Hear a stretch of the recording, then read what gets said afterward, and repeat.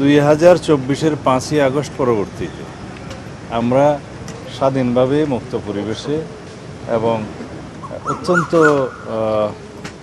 একটি মানুষের মুক্ত স্বাধীন পরিবেশের মধ্যে যে ঈদ উদযাপন করা, সেই পরিবেশটা কয়েকবার আমরা উপভোগ করলাম।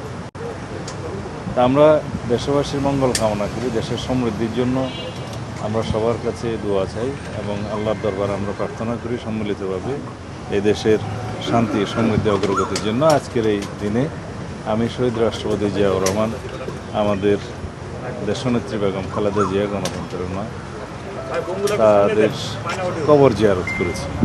মাননীয় প্রধানমন্ত্রী তাদের কবর জিয়ারত করেছেন। ওখান থেকে আমরা বনানী গোরস্থানে শহীদ রাষ্ট্রপতি জিয়াউর রহমানের কনিষ্ঠ সন্তান আরাফাত রহমান কুকুর কবর জিয়ারত করেছেন, আমরা সাথে ছিলাম।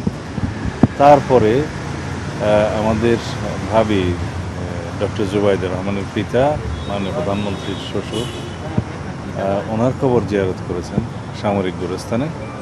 ওখানে পাশাপাশি পিলখানা হত্যাকাণ্ডের যে শহীদরা শায়িত আছেন, বিডিআরের সেই ন্যাক্কারজনক ঘটনায় যারা শহীদ হয়েছেন, সেই সমস্ত সামরিক অফিসার এবং অন্যান্য কর্মকর্তা যারা সেদিন শাহাদত বরণ করছেন, তাদের খবর জিয়ারত করছেন, তাদের রুহের মাগফিরাত কামনা করেছেন।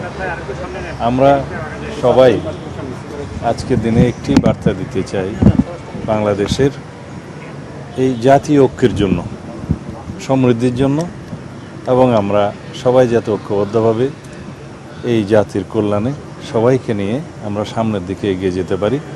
কারণ আমাদের স্লোগান একটা, সবার আগে বাংলাদেশ। আমরা করব কাজ, গর্ব দেশ, সবার আগে বাংলাদেশ। এই নীতিতে বিশ্বাস করে আমরা সবাইকে নিয়ে ঐক্যবদ্ধভাবে এগিয়ে যেতে চাই এবং মহান আল্লাহর দরবারে আমরা সেজন্য দোয়া করেছি, প্রার্থনা করেছি।